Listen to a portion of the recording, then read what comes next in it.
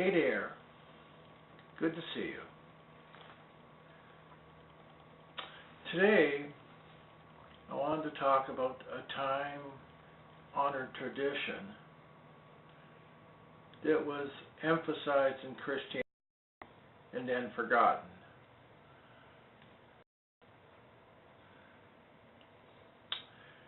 There has always been a tradition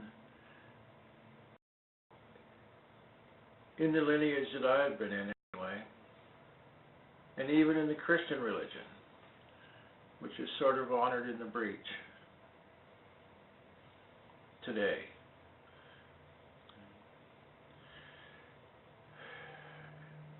And it's because I have a Christian upbringing that I've been reluctant to enter into this. I made a video a little while ago where I disguised my offering because I didn't want to be involved with what I thought was a corruption of this tradition. And that is, people would ask people to send them money. And as a result of that, their egos blew up and they became an active sinner. Jimmy Swaggart, Jim Baker, the list goes on and on. It's sort of a tradition of its own.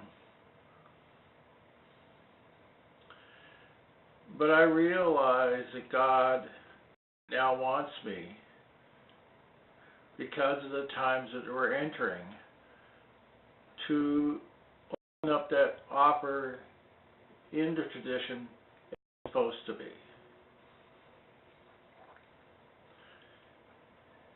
There has always been the ability for spiritual masters to deal with people's karma. In other words, karma is an energy.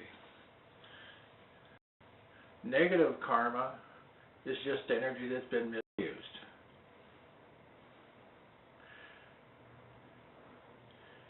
To deal with that karma, sometimes the masters would say, give me your karma, your negative karma. You see that in the Christian tradition when Christ, as Jesus, he would heal people. And there's a story of the woman that came and grabbed hem of his clothes. Not even him, just his hem. And Jesus felt the energy leave him. He says, who did that? Okay, so he could feel that. And even that energy flow was detectable by him. He wasn't even aware that somebody was there grabbing his hem. He felt the energy.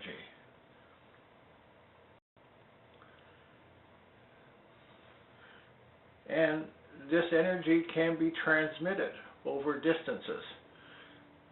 There was a centurion that came to him that says, please help my servant.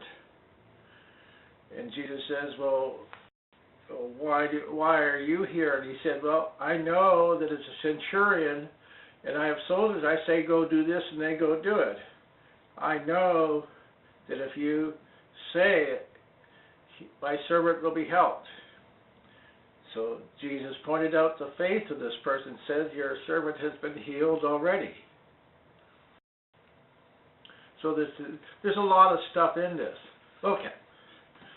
So now my offer to you is that you can send your negative energy to me, your negative karma.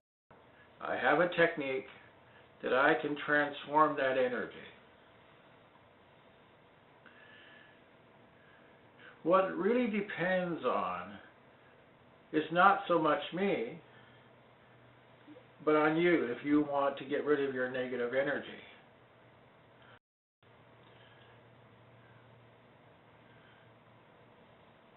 Now you'll notice in that story that Jesus didn't ask for any money to do that, did he? So the church kind of went a little ways away from that. There's still, that principle still operates, but there's sort of consequences. Okay, so I would, in order to facilitate the transfer of the negative energy, I'm asking you to send $1 to me on PayPal. Okay, and I'll put it on the description. I'll just put my PayPal name so you can send it. Why am I asking for $1? Well, it has to do with you rather than with me. I'll take anything you can send me. Okay? But you have to understand, even the stories in the Bible, both the woman and the centurion went to Jesus, not he to them. They had to spend time and energy just to go see him.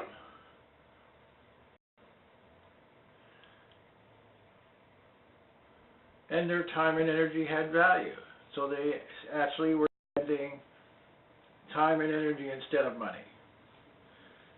Why is the dollar important? Let me tell you a story that from my tradition that illustrates this.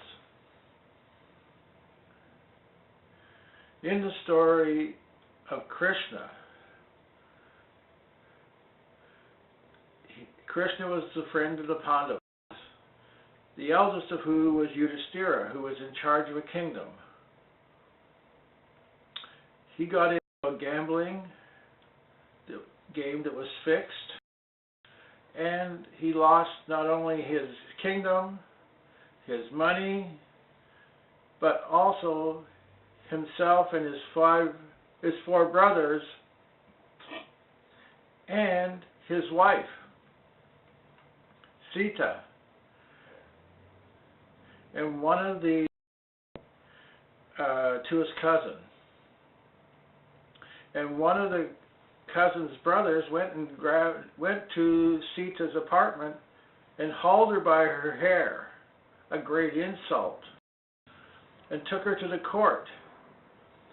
And to further humiliate not only her, but Yudhishthira, the older brother, and the other Pandavas, he started to disrobe her. Sita, seeing that she couldn't have help from her husband, cried out to Krishna, the avatar of God. And she was holding on to her dress and going, "Krishna, Krishna, save me." Krishna didn't come. Soon Sita realized what her problem was. She was trying to help herself while she was calling on God. Finally, she says, "This isn't working." And then she said, "Krishna," and the miracle happened. As Dusana was pulling the robe, it continued to get longer and longer.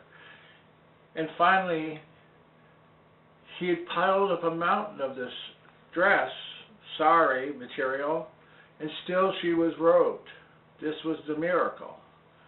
What does this have to do with the story about sending me $1? Okay, well, let's go through the mechanics of it.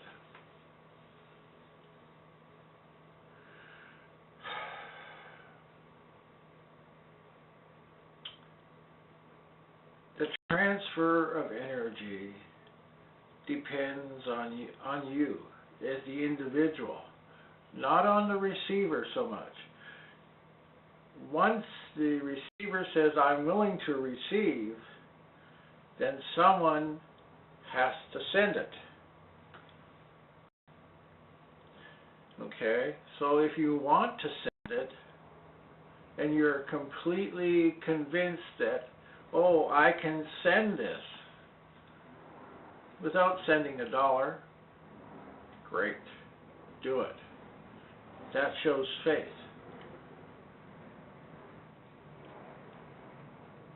But most people tend to hang on to their karma. They don't want God to intervene.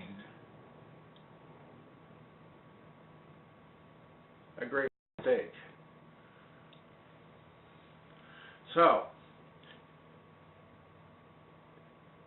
to spend $1 to have your life completely changed is absolutely nothing.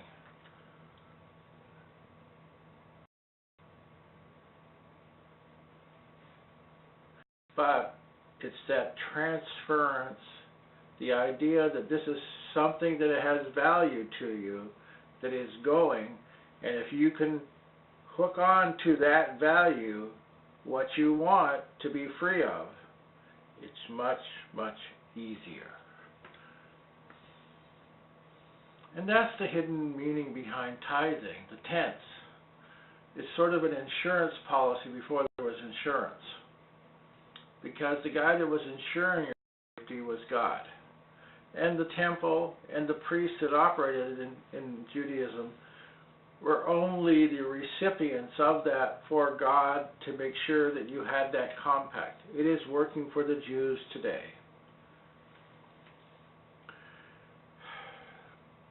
Anyway, God has made it clear to me I have to do this.